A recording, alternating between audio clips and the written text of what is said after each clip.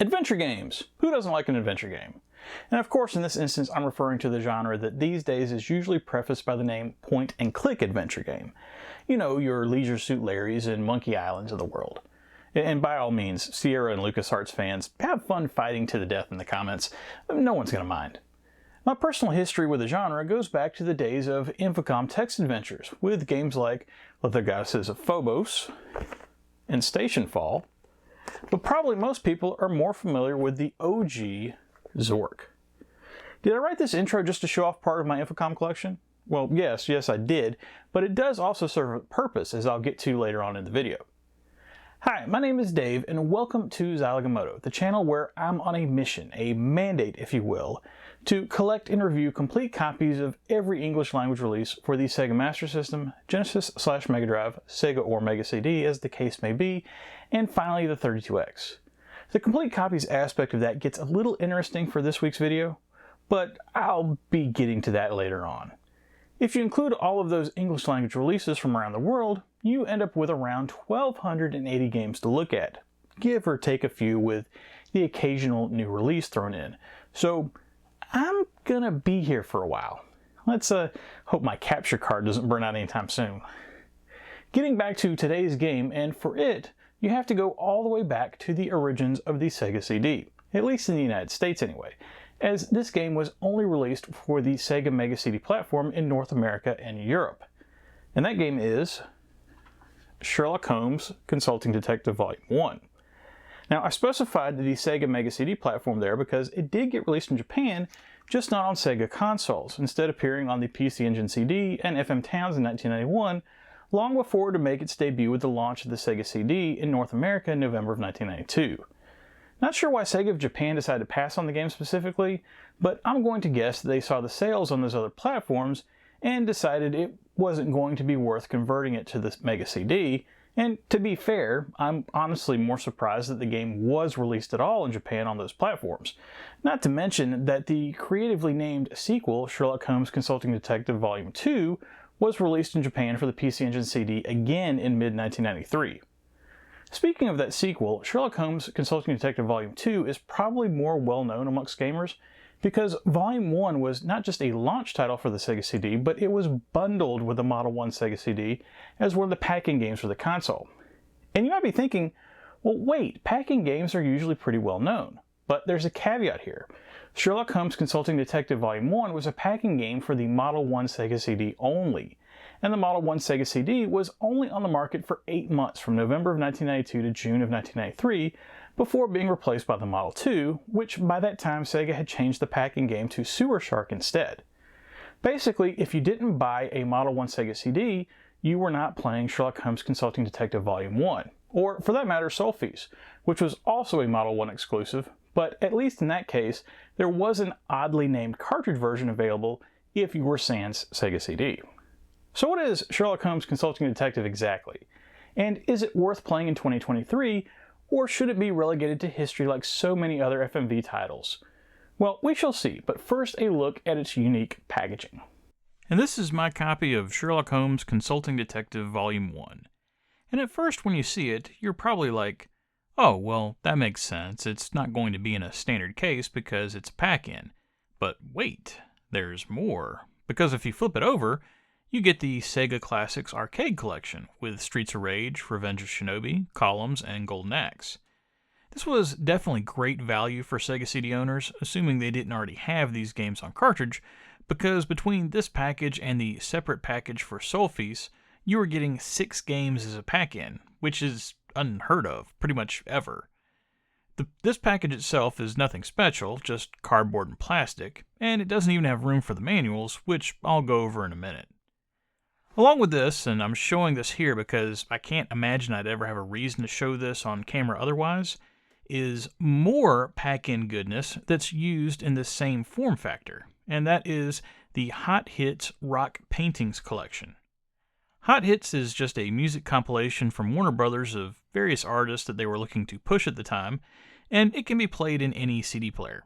But Rock Paintings is a little more interesting in that it's a CD&G formatted disc, and what that means is that it has graphics included on disc to be played on a TV screen or monitor while the music plays.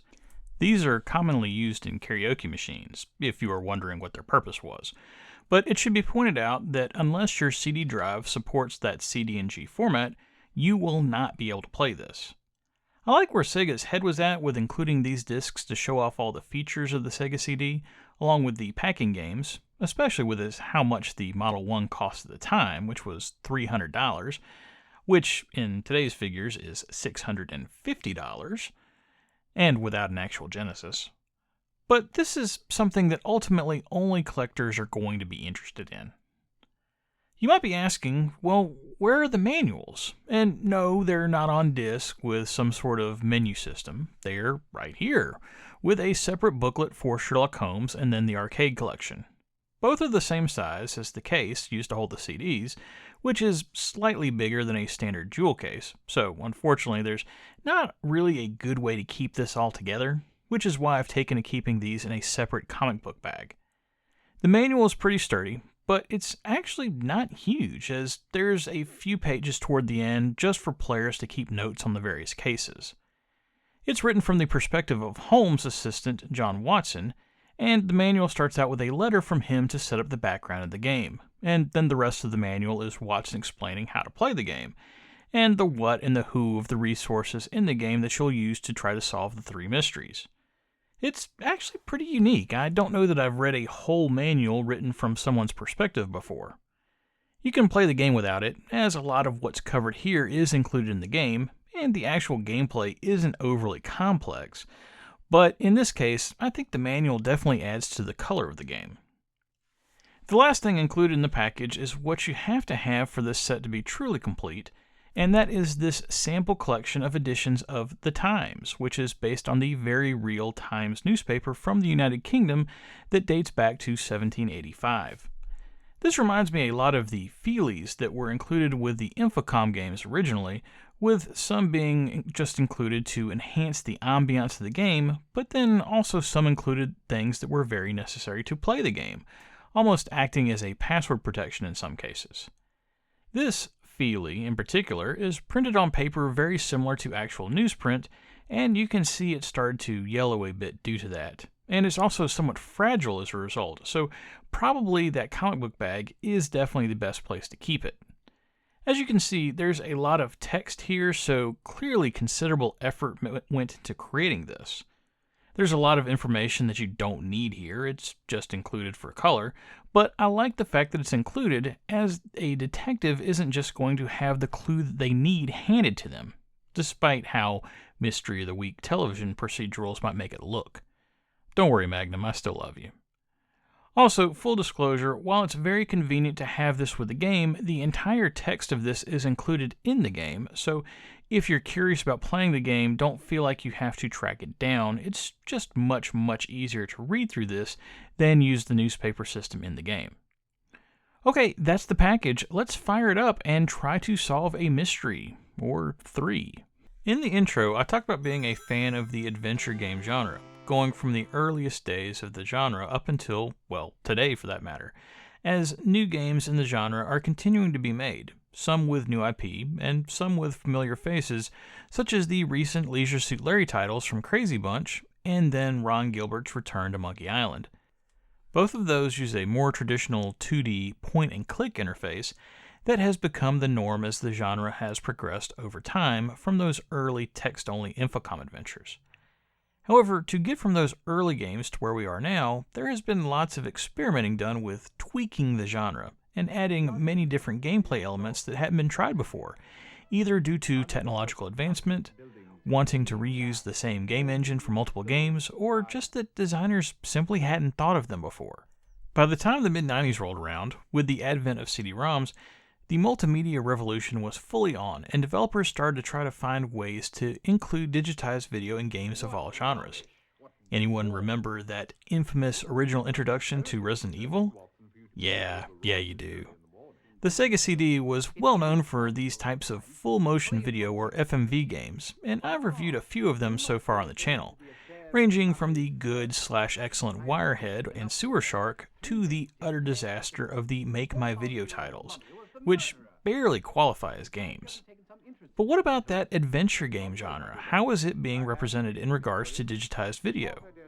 Well, developer ICOM Simulations, who had built their reputation on the Deja Vu, The Uninvited, and Shadowgate adventure titles, had an idea about that, and licensed the rights to Sherlock Holmes from the estate of Arthur Conan Doyle, and started to work on their first game using the IP, Sherlock Holmes Consulting Detective, with the idea being to have a game that's based around digitized video of Holmes and Watson attempting to solve a case or three, giving off the feel of an interactive movie of sorts. Now, for everyone who's watching this review and that's played any of the Sherlock Holmes Consulting Detective games, you're probably thinking, wait, how are those games adventure games? Sure, you use a mouse to move around the interface and make selections, but there's no puzzles to solve or items to interact with. And, well, you'd be right, as Sherlock Holmes Consulting Detective definitely stretches the idea of what an adventure game is. But to the question of how can it be an adventure game with no puzzles to solve, well, I'd counter with that each case itself is the puzzle to solve, and based on your choices in the game is whether you can solve the puzzle or not. When reading the manual, you may get a bit confused as to how to play the game, but in reality, it's actually not very complicated, and more than likely you'll pick things up relatively quickly. Rather than having a scene displayed with various objects to click on, instead you'll be clicking on one of a few different boxes to progress the story.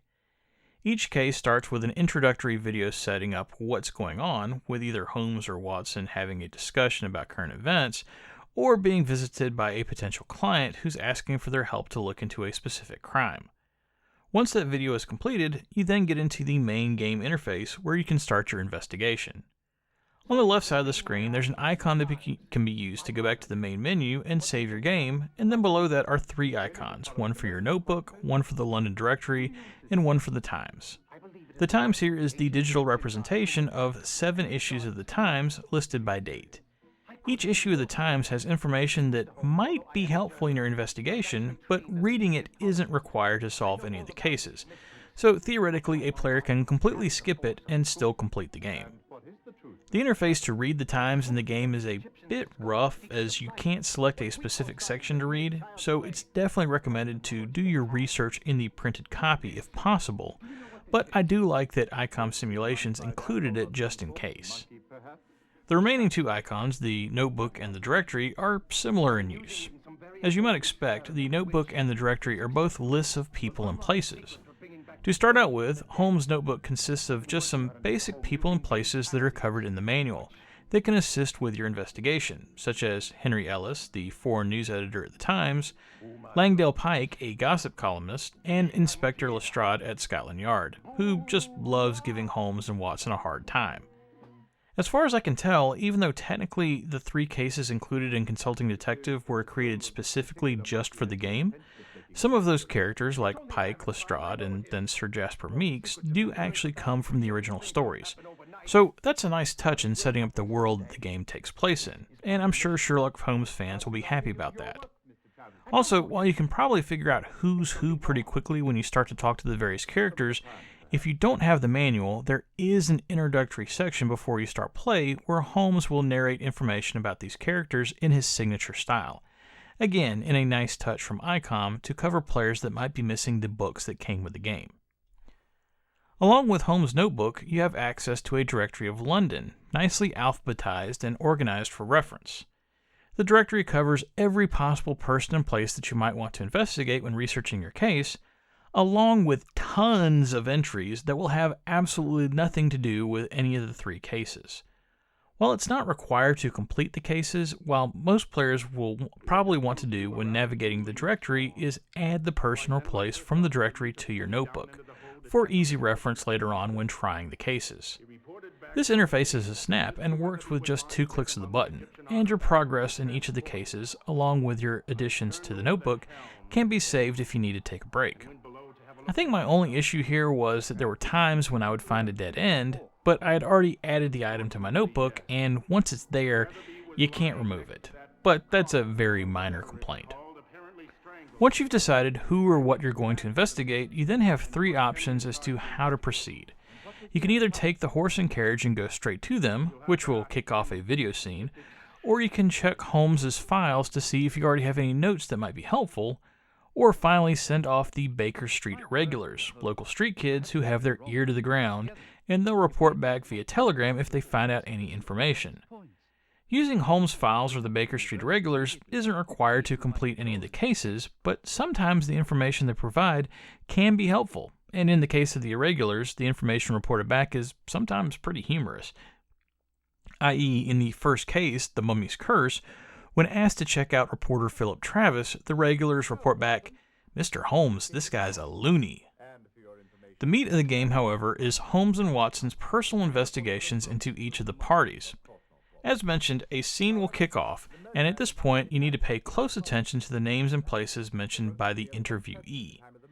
The game doesn't handhold you here, and if you don't catch who did what, you'll never get anywhere. But thankfully, you can watch each scene as many times as you need to in case you missed a detail, or perhaps couldn't quite make out someone's name, which happened to me numerous times. I actually took to starting to take notes on my phone while the scenes were playing, so that I'd then be able to have them as a reference when looking at the directory. And I didn't mind that at all. On the contrary, by not having the game just lead you by the nose as to who did what and what to click next, I felt like I was actually doing detective work and trying to really solve who did what and perhaps how to prove it. The goal of the game, as stated, is to not only try to solve the cases and prove to a judge what went on, but to also beat Holmes at his own game, which is done by golf-type scoring, where lower numbers are better. Everything you click on counts for points, and while every case has plenty of validated conversations, not all of them are necessary to solve the case, and there's more than a few red herrings, where you'll question someone, and while their response will be interesting in fleshing out the story, it ultimately is just a distraction and adding to your score.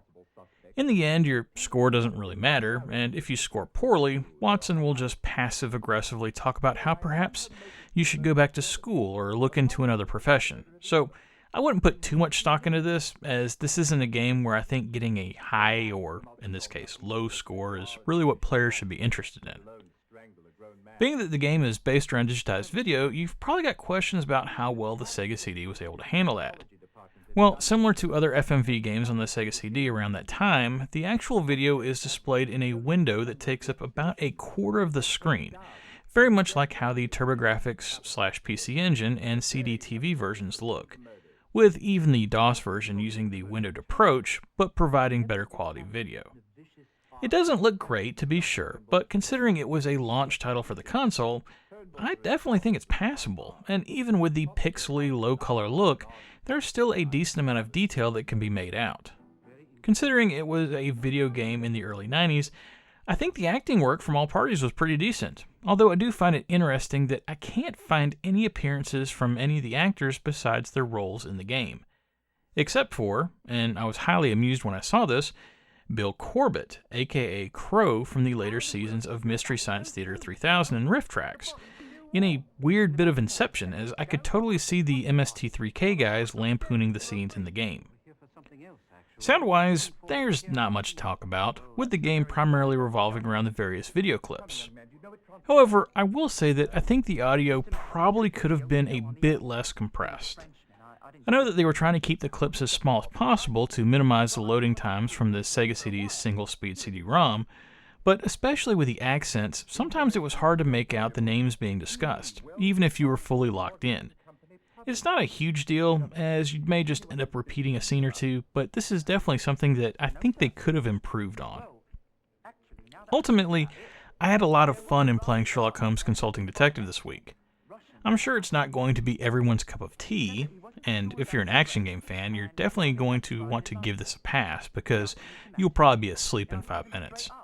But for anyone that likes adventure games, mysteries, or just games that require you to put your thinking cap on, Sherlock Holmes Consulting Detective will definitely keep you engaged for a few hours. And if you do want to try to challenge Holmes' high scores, that's an option too. As a result, I'm giving Sherlock Holmes Consulting Detective Volume 1 3 stars, with the caveat being that it's about as far from an action game as you can get, and between that and the grainy video, it's not going to be for everyone. But if you're curious, I definitely recommend giving it a chance. Okay, and that was Sherlock Holmes Consulting Detective Volume 1 for the Sega CD. As I mentioned earlier, I haven't played this game in probably 30 years, And when I did play it before, I was pretty young and I didn't have a whole lot of time with it, so I never really got anywhere. Because of that, being able to give the game the time it deserved this week was really nice, and it was fun to put my brain to work in ways that I don't normally get to. It's clear that ICOM Simulations put a lot of work into crafting this game, and it feels very authentic to what I would consider a Sherlock Holmes game to be. And I don't think I can ask for much more than that. But, of course, better quality video would be nice. Next time on Zilog and Moto, let's get back to the Genesis and shake things up with one of the games that's actually included in this same collection that I have not reviewed yet. At almost 220 episodes in, it's probably a little bit surprising that I haven't covered at least one of the games in this series on the channel, as it's a true arcade classic, and the Genesis port is one of the games that really put the console on the map in early 1990. It's a game that I definitely have fond memories of playing, but I also haven't played it in many years, so we'll see if I've still got the goods to finish it. Might require a bit of magic though. Well, that's it for Zilog and Moto episode 218. If you liked what you saw here and want to see more, please think about liking and subscribing if you are so inclined, as it will help more people see these videos. But most importantly, whatever you like to play, have fun and be excellent to each other. Later!